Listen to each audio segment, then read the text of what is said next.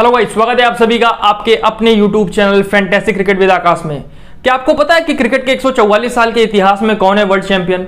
नहीं ना, लेकिन आज से अगले 5 दिनों में आपको यह पता चल जाएगा कि असली चैंपियन पूरे वर्ल्ड का आखिर है कौन। क्योंकि आज से शुरू हो रहा है इंडिया बनाम न्यूजीलैंड का वर्ल्ड टेस्ट चैंपियनशिप फाइनल। अब बहुत लोगों को वर्ल्ड टेस्ट चैंपियनशिप के बारे में पता नहीं है, तो थोड़ी सी डिटेल में वर्ल्ड टेस्ट चैंपियनशिप के बारे में आपको दे रहा हूं। देखिए, ये 2 साल पहले स्टार्ट हुआ था।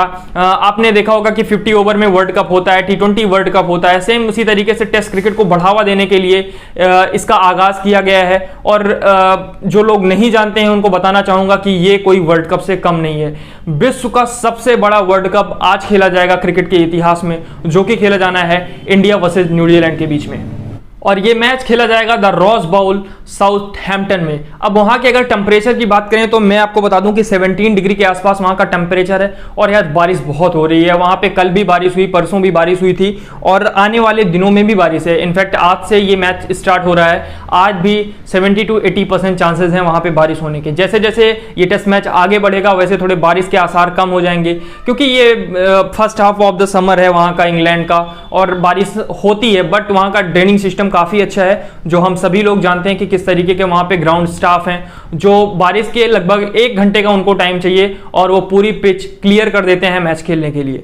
अब अगर मैं आपको बताऊं तो यहाँ पे स्क्वाड की अनाउंस कर दिया है, दोनों टीमों ने अपना स्क्वाड। और अगर मैं बात करूं फटाफट प्लेइंग 11 की, तो पहले न्यूजीलैंड की प्लेइंग 11 के बारे में आपको बता दे रहा हूं। यहाँ पे डेविन कॉनवे खेलेंगे, टॉम लाथम, केन विलियमसन के ऊपर अभी कोई अपडेट नहीं है क्योंकि उनके नी में चोट लगी थी। अभी उसके ऊपर कोई अपडेट आया नहीं कि वो इस मैच को खेल रहे हैं या नहीं खेल रहे हैं, बट जैसे ही कोई अपडेट आएगा आपको यहाँ से बता दिया जाएगा।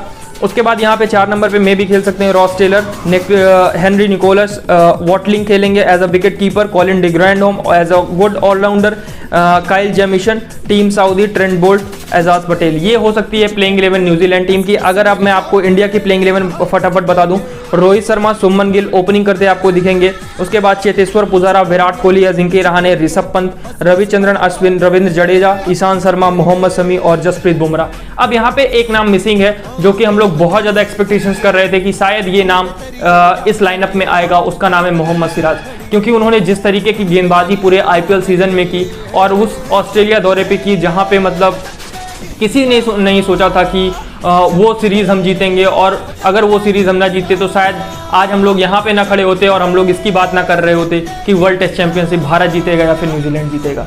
तो ये दोनों ही टीमों की प्लेइंग 11 है।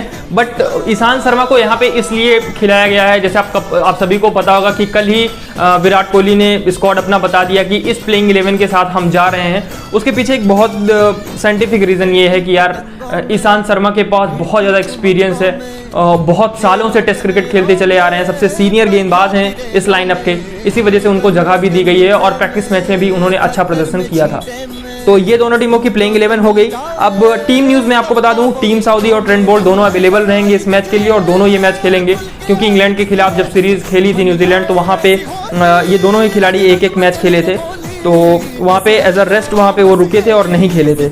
अब टीम इंडिया की तरफ से जो न्यूज़ है, वहाँ पे सभी को पता है कि सिराज बाहर हो चुके हैं और दोनों स्पिनर्स यहाँ पे खेल रहे हैं। रविचंद्रन अश्विन भी खेल रहे हैं और रविंद्र जडेजा भी खेल रहे हैं। अब यहाँ पे कयास लगाए जा रहे थे कि क्या आप 4 फास्ट बॉलर के साथ जा सकते हो, एक स्पिनर के साथ जाओ, आपका जो स्पेशलिस्ट स्पिनर है रविचंद्रन अश्विन, आप उसके साथ जाइए।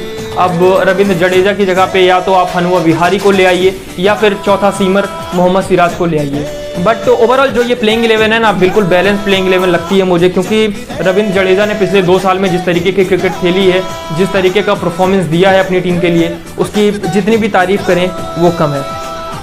तो ये दोनों ही टीमों की प्लेइंग 11 मैंने आपको बता दी। अब मैं आपको फटाफट बताना चाहूँगा पिच रिपोर्ट। देखो, पिच रिपोर्ट वहाँ के जो पिच क्यूरेटर हैं साइमन ली ने, उन्होंने एक बात कही। साइमन ली ने ये बताया कि for me personally I just want to get something out that has some pace, bounce and carry in the pitch. और इंग्लैंड की विकेट है, यही एक्सपेक्टेशंस यहाँ पे कर सकते हैं।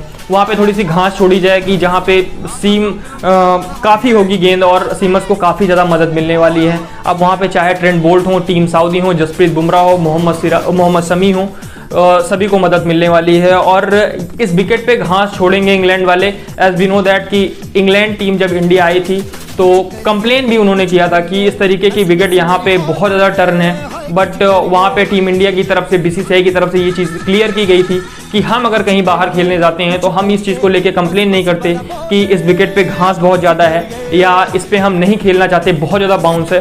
तो आपको जो भी पिच दी जाएगी वो उस पर आपको खेलना पड़ेगा।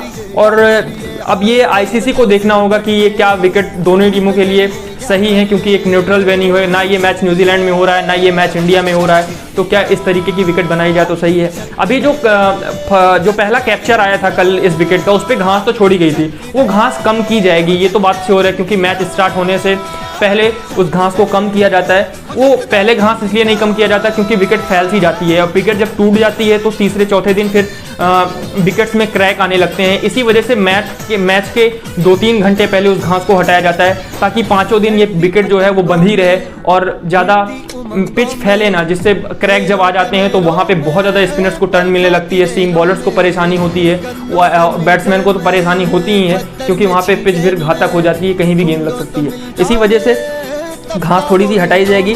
अब अगर मैं टॉप 5 कंपटीशन की बात करूं इस मैच में, तो पहला यार कंपटीशन हम सभी को पता है कि Virat Kohli versus team Saudi, ये ऐसा कंपटीशन है। अब ये जो ऐसे 5 कंपटीशन मैं आपको बता रहा हूँ ना, यही पूरे मैच को डिसाइड करेंगे कि मैच किस तरफ जा रहा है। अब वहाँ पे पहले मैंने आपको बता दिया Virat Kohli versus team Saudi, England में मैच है, टीम सऊदी का रिकॉर्ड बड़ा अच्छा है, विराट कोहली का रिकॉर्ड खराब था 2014 तक, उसके बाद उन्होंने जिस तरीके का परिवर्तन लाया है अपने खेल में, किसी को बताने की ज़रूरत है नहीं। तो ओवरऑल फिंगर क्रॉस, और ये बैटल जो है वो विराट कोहली ही जीते तो ज़्यादा बेस्ट रहेगा। दूसरा जो कंपटीशन है मैं आपको बता दूं, Rohit Sharma versus Trent Boult. अब वहाँ पे ट्रेंट बोल्ट ने परेशान किया है विराट कोहली को भी और रोहित शर्मा को भी, इतिहास गवाह है, इस बात को बताने की ज़रूरत नहीं है, हम वो वर्ल्ड कप का सेमीफाइनल नहीं भूल सकते। लेकिन एक उम्मीद करते हैं कि रोहित शर्मा भी इस पारी में बोल्ट के ऊपर भारी पड़ेंगे और अपनी टीम को जीत दिलाने में अपने रन से मदद करेंगे। अब जो तीसरा कंपटीशन है वो Kane Williamson versus Jasprit Bumrah. Jasprit Bumrah पिछले 1 साल में फॉर्म में तो दिखे नहीं उतना, वो इंजरी की वजह से है, और किस तरीके के गेंदबाज हैं, उनके रिकॉर्ड्स बयां करते हैं, जिस तरीके से वो टेस्ट क्रिकेट में आए और एकाएक छा गए। तो उम्मीद यही करते हैं कि केन विलियमसन को जल्द से जल्द ये आउट करेंगे, क्योंकि अगर इनको आउट करेंगे तो ये न्यूजीलैंड टीम की रीढ़ की हड्डी हैं, और अगर रीढ़ की हड्डी टूट गई तो फिर टीम भी टूट जाएगी। अब अगर मैं फटाफट चौथे कंपटीशन की बात करूं तो Cheteshwar Pujara versus Neil Wagner. अब चेतेश्वर पुजारा का तो जब मैं नाम लेता हूं तो मुझे वो ऑस्ट्रेलिया दौरा आता है, जब वो मार खा के पिच पे खड़े होके मैच जिताया था इंडियन टीम को। आपको याद होगा कि कितनी बार उनको चोट लगी, बट वो मैदान छोड़ के भागे नहीं, उसी वजह से वही एक रीज़न था जहां पे ऋषभ पंत ने आखिरी में आके एंडिंग दी और उस मैच को जिताया। तो यहाँ पे भी चेतेश्वर पुजारा अगर जीते बैटल तो ज़्यादा सही रहेगा, बट नील वैगनर जिस तरीके की ये बाउंसर्स लगाते हैं, मैंने पहले भी अपने वीडियोज़ में बताया है कि अगर इनको बोल दिया जाएगा कि आपको 6 बाउंसर्स लगानी है और एक ही जगह पे लगानी है तो ये लगा देंगे, इनके पास वो काबिलियत है। तो होपफुली कि ये चेतेश्वर पुजारा ही बैटल जीतें। जो 5वीं मेरी कंपटीशन है वो Mohammed Shami versus Devon Conway. ये साउथ अफ्रीका का बल्लेबाज है, न्यूजीलैंड में आया है खेलने और न्यूजीलैंड की तरफ से क्या गजब का डेब्यू किया था, दोहरा शतक लगाया था इन्होंने इंग्लैंड के खिलाफ। तो नाम मत भूलिएगा, ओपनिंग करते हैं और इनको तो जितनी जल्दी आउट हो सके कर दीजिएगा। ये और केन विलियमसन, डेविन कॉनवे और केन विलियमसन, ये 2 विकेट आपने ले लिया तो आप 70% मैच आपके हाथ में रहेगा। तो होपफुली ये भी हो जाएगा। अब अगर मैं बात करूं फटाफट अपनी फैंटेसी टीम आपको बता दे रहा हूं। फैंटेसी टीम बहुत ज़्यादा इंपॉर्टेंट है इस मैच में। अभी ये मेरी फाइनल टीम नहीं है, बट जो हो सकता है मैं वो आपको दे रहा हूँ। मेरी विकेट कीपिंग सेक्शन पे यहाँ पे ऋषभ पंत है, मैंने ऋषभ पंत को अपनी टीम में रख दिया है। आक्रामक बल्लेबाज ये 40-50 रन आराम से आके लगा सकते हैं, इसी वजह से मैंने इनको अपनी टीम में रख लिया है। अब अगर बैटिंग सेक्शन की बात करेंगे तो विराट कोहली, अजिंक्य रहाणे, केन विलियमसन, यहाँ पे मैंने सिर्फ और सिर्फ 3 बैट्समैन खिलाए हैं। मैं चाहता तो हूँ यहाँ पे सारे इंडियंस को रख लूँ और इंडियन सारे रन भी बनाए और जीत भी जाए, बट फैंटेसी के रूल के अकॉर्डिंग मैं आपको बता दूं मैंने सिर्फ 3 बैट्समैन लिए हैं, एक विराट कोहली, अजिंक्य रहाणे, केन विलियमसन। यहाँ पे मैंने अजिंक्य रहाणे को इसलिए लिया है क्योंकि पूरे WTC के इस सफ़र में कोई अगर सबसे अच्छा प्रदर्शन किया है तो वो अजिंक्य रहाणे ने किया है, इसी वजह से मैंने इनको टीम में रखा है। और विदेश में इनका रिकॉर्ड बड़ा अच्छा है, चाहे वो इंग्लैंड हो, न्यूजीलैंड हो, ऑस्ट्रेलिया हो, साउथ अफ्रीका हो, हर जगह जाके ये रन बनाए हैं। और विराट द किंग कोहली, इनको बताने की ज़रूरत नहीं है। अगर भारत को ये टेस्ट मैच जीतना है तो इनका चलना बहुत ज़्यादा ज़रूरी है। हालांकि प्रैक्टिस मैच में इन्होंने एक शतक लगाया था तो उसको हम भूल नहीं सकते। मे बी वही फॉर्म कंटिन्यू करेंगे। केन विलियमसन को मैंने रख लिया है, ये न्यूजीलैंड के कप्तान, इनके ऊपर भी बहुत ज़्यादा डिपेंड रहेगी न्यूजीलैंड की टीम। जो जिम्मेदारी विराट कोहली के ऊपर है इंडियन टीम के रिगार्डिंग, वही टीम केन विलियमसन के ऊपर भी है, वही जिम्मेदारी केन विलियमसन के ऊपर भी है। अब ऑलराउंडर सेक्शन में मैं बात करूं तो मैंने सिर्फ और सिर्फ रविंद्र जडेजा को अपनी टीम में रखा है। मैंने कोई ऑलराउंडर प्रेफर नहीं किया है। रविंद्र जडेजा ये अपनी बॉलिंग से भी मदद करेंगे और बैटिंग से तो करते ही हैं।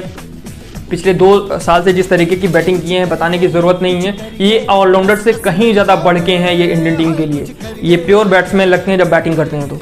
अब अगर मैं बॉलिंग सेक्शन की बात करूं तो मेरी टीम में है Ishant Sharma, Tim Southee, Mohammed Shami, Trent Boult, Jasprit Bumrah और काइल जेमिसन।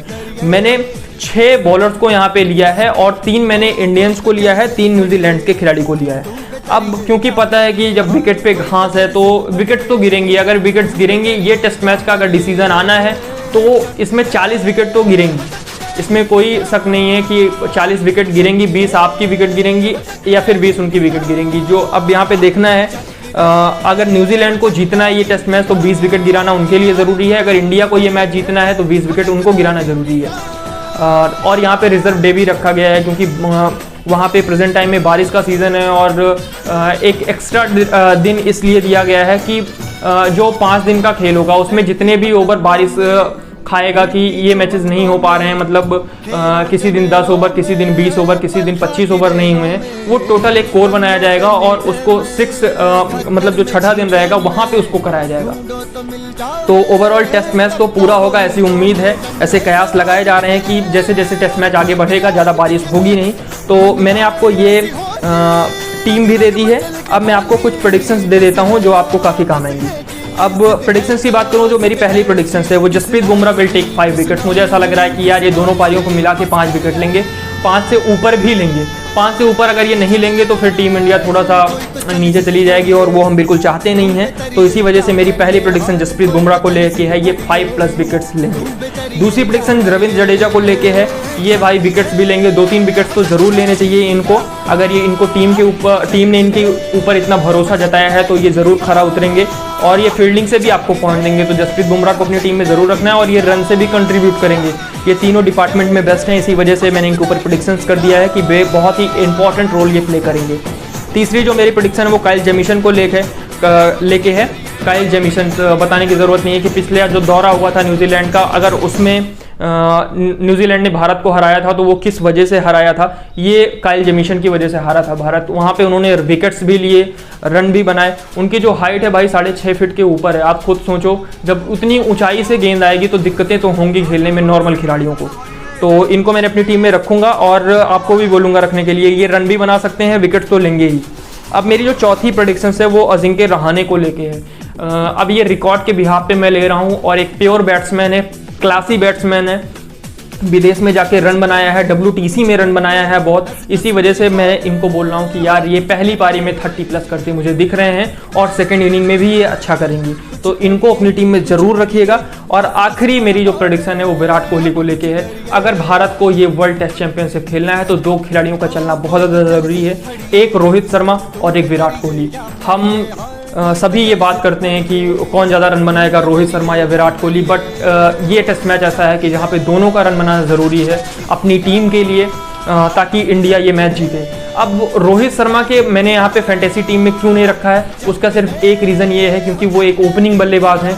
नई गेंद से टीम साउदी और ट्रेंट बोल्ट स्टार्ट जब करेंगे तो दिक्कतें होंगी। इसी वजह से मैंने अपनी टीम में शुभमन गिल को भी नहीं रखा है। मुझे पता है दोनों ही बहुत बेहतरीन बल्लेबाज हैं और होपफुली रन भी बनाए मैं चाहता हूँ, बट ये नहीं भूलना होगा कि आपको जिस तरीके की गेंदबाजी ट्रेंट बोल्ट और वहाँ पे टीम साउदी ने की है इंग्लैंड के खिलाफ, इंग्लैंड में जाके इसका यही एक अंदाज़ा लगाया जा सकता है कि क्या हो सकता है इस टेस्ट मैच में। बहुत संभल के खेलने की ज़रूरत है, होपफुली होगा भी वैसा और इंडिया ये मैच जीतेगी, यही उम्मीद कर सकते हैं। अब ये मैंने आपको सारी चीज़ें बता दी जो आपको एक फैंटेसी टीम बनाने में हेल्प करेगा और मैंने मैच से रिगार्डिंग सारी इन्फॉर्मेशन दे दी है जो आपको ज़रूरत है। ठीक है, अब यही एक उम्मीद करते हैं कि ये टेस्ट मैच भारत जीते और ट्रॉफी घर लेके आए। Thank you so much. आप सभी को मैं मिलता हूँ अपने अगली वीडियो में।